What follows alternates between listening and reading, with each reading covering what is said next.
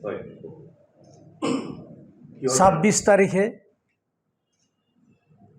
গোলাঘাট জিলাৰ সৰুপথাৰ বিধানসভা সমষ্টিৰ উৰিয়ামঘাট ৰেংমা বন অঞ্চলত 1 নম্বৰ মধুপুৰ গাঁৱত আমাৰ গৰীয়া জনগোষ্ঠীৰ 84টা পৰিয়াল কৃষি কৰ্মৰ যোগেদি তাত গৈ কৃষি কৰ্মৰ জৰিয়তে স্থায়ীভাৱে বসবাস কৰি আছিল।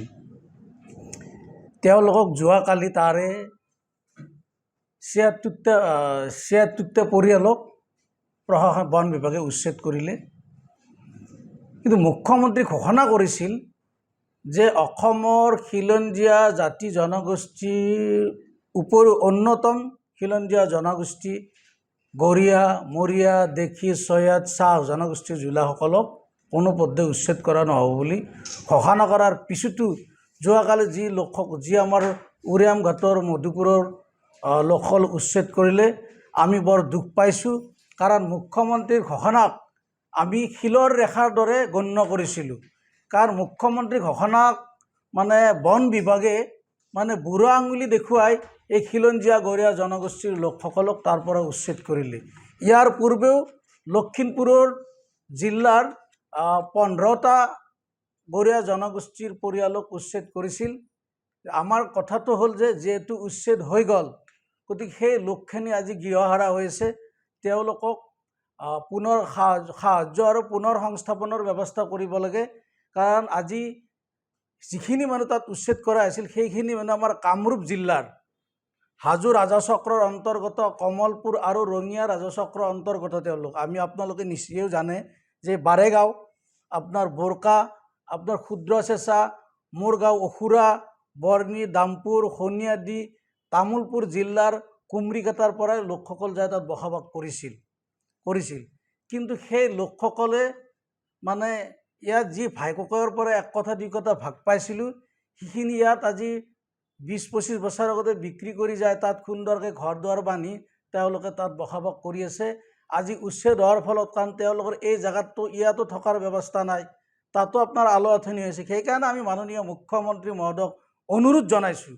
কাৰণ তেওঁ এই খিলঞ্জীয়া গৰীয়া জনগোষ্ঠীৰ লোকসকলক সাহায্য আৰু পুনৰ সংস্থাপনৰ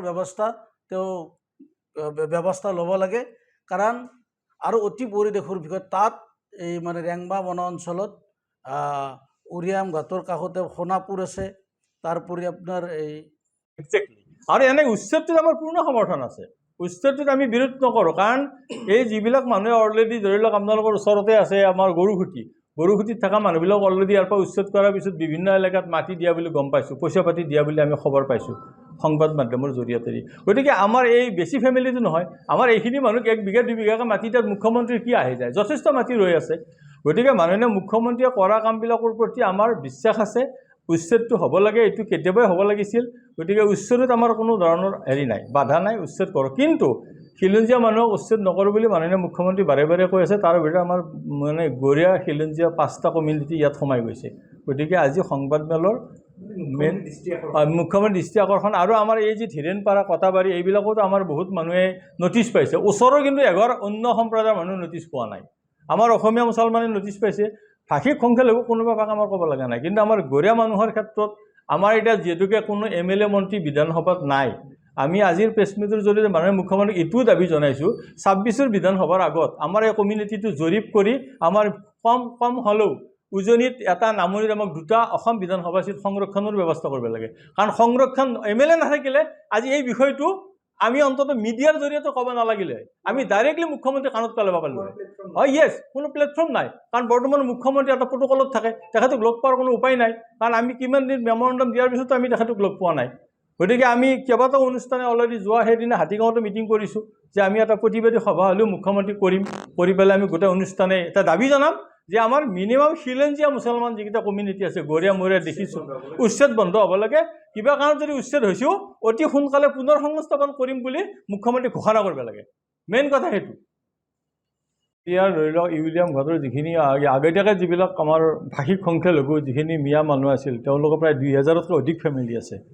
সেই ফেমিলিবিলাকে নটিচ পোৱা মাত্ৰেই পোনচাতে তেওঁলোকে তাৰ পৰা উধাও হৈছে, চব ঘৰ বাৰী ভাঙি উধাও হৈছে। কিন্তু আমাৰ এই যিখিনি মানুহ ভিক্টিম হ'ল, যিখিনি থলুৱা গৰীয়া মানুহ আমাৰ কামৰূপৰ পৰাই তাত বসবাস কৰা মানুহ এইখিনি মানুহ আশা পালি ৰৈ আছিল আৰু তেওঁলোকে আশা পালিছিল ইটোৱে আপোনালোকক পইণ্টটো কৈ আছোঁ মই যিহেতুকে আদাৰ কমিউনিটি আদাৰ খিলঞ্জীয়া কমিউনিটি তাত আছে অলৰেডি প্ৰায় 20,000 ফেমিলি আছে উপৰোক্ত বক্তা কোৱা লেখীয়াকৈ সেই ফেমিলিবিলাকৰ সাহসত তেওঁলোকে ভাবিছিল যে আমাৰ অসমীয়া মুছলমান যিহেতুকে আমি গৰীয়া লোক আমাক উচ্ছেদ চাগে নকৰে তেনেকুৱাকৈ এতিয়াও কিছু লোক তাতে আশাবাদী ৰৈ আছে সেইকাৰণে আমাৰ দাবী আমি অসম গৰীয়া পৰিষদে মাননীয় মুখ্যমন্ত্ৰীৰ ওচৰত দাবী জনাইছোঁ কিবাকিবি গভমেণ্টৰ মানে কিবা ধৰি লওক গভমেণ্টৰ কিবা হেৰিৰ কাৰণে ধৰি লওক যে আমাৰ বনাঞ্চল ফৰেষ্ট লেণ্ড তেনেকুৱা কাৰণত যদি ধৰি লওক উচ্ছেদ কৰিছে তেওঁলোকক অতি শীঘ্ৰে পুনৰ সংস্থাপনৰ ব্যৱস্থা কৰিব লাগে কাৰণ যিখিনি মানুহ ইয়াৰ পৰা গৈছিল তেওঁলোকৰ এতিয়া বৰ্তমান ইয়াত কোনো ভিটাৰ মাটি নাই গোটেইবিলাক মাটি ভাই ককাইৰ মাজত এৰি দি পেলাই তাত তেওঁলোকে থিতাপি লৈছে আৰু এটা ভাল কথা কি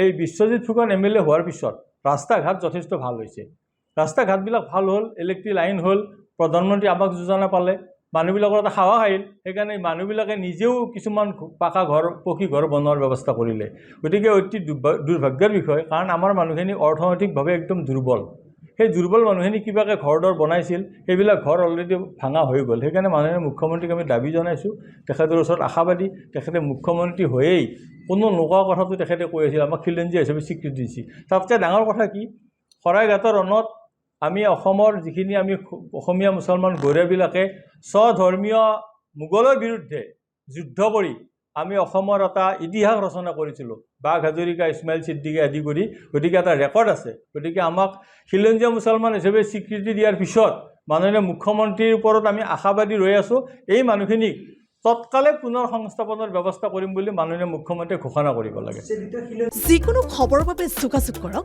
7099017330 লগতে 7099017110 নম্বৰত